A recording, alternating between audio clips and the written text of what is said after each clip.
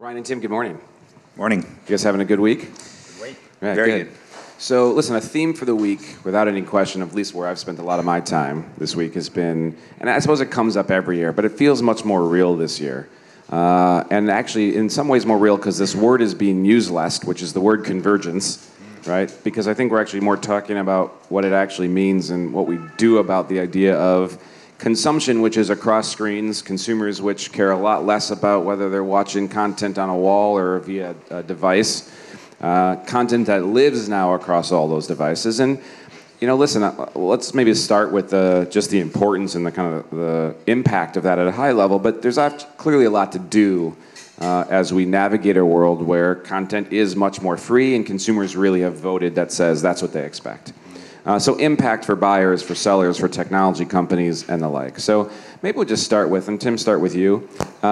Where would you say the state of this notion of convergence, of a multi-screen world is? Are we, again, is it true what I'm seeing, which it feels much more real now? Are you seeing the same thing? It's definitely more real, and the thing I'm most focused on at the moment with convergence is actually the context. Obviously, coming from Videology and now in a new role leading a big global agency network, I've been spending a lot of time thinking about not just where are we with convergence, but why, and why is it important to me in what we're doing at MEC and our merging company with Maxis. And the context is really important because that's where the motivation for us comes from to move faster.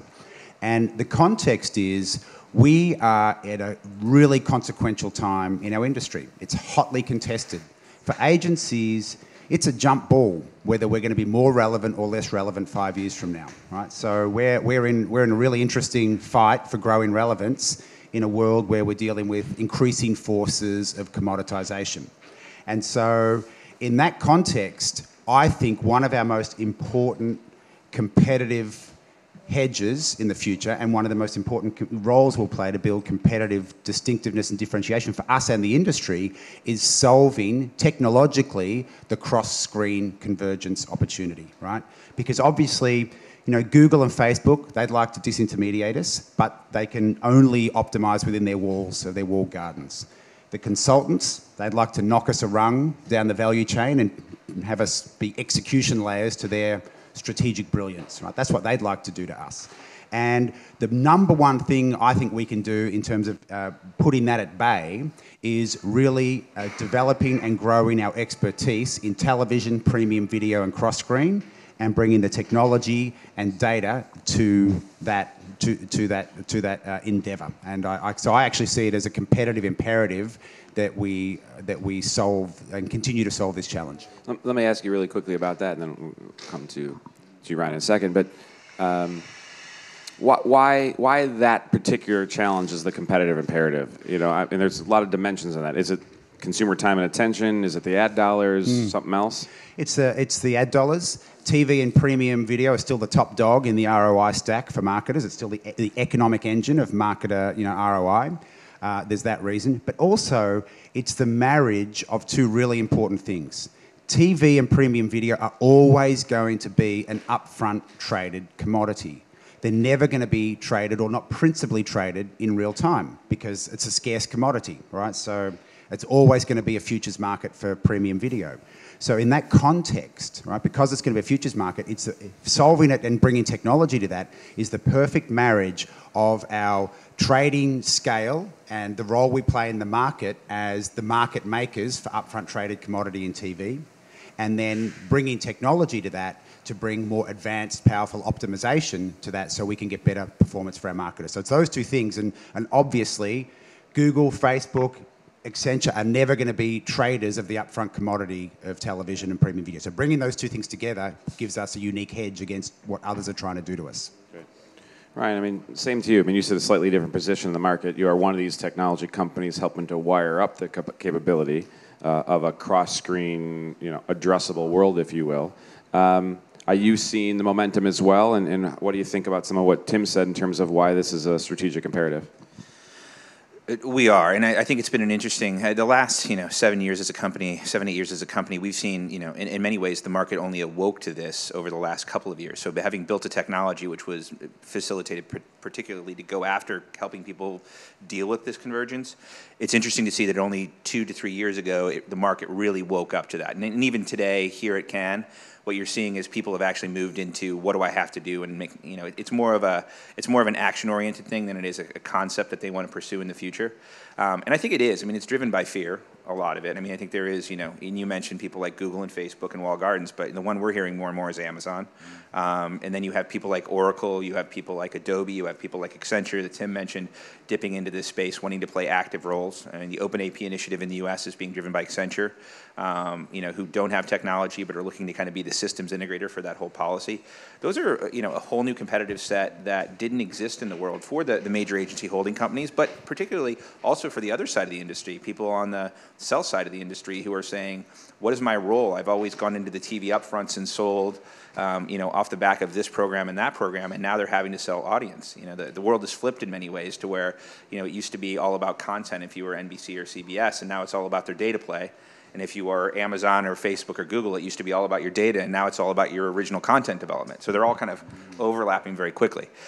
To the second part of your question, what Tim's doing and the agencies as a whole, I think Tim nailed it in terms of his answer about the competitive threats up and down. I think it is, and we're just seeing this as a company that is dealing with agencies as customers and with sell-side guys as customers. The number of times we're hearing names like Oracle and Accenture and PwC in conversations these days, which we didn't hear a year ago, is incredible. And that's obviously a smart group of people, well-funded and looking to kind of expand their margins into other areas. The names that neither of you guys mentioned are what are the big media companies of, history, if you will, and are still massively big companies. NBCU, Comcast, whether it's Viacom, whether it's what will soon be AT&T and Turner, et cetera, et cetera, et cetera. Those big media companies aren't going anywhere. Many of them are investing, whether it's through opportunities like OpenAP to create more of a audience standard systems, which is what that's designed to do.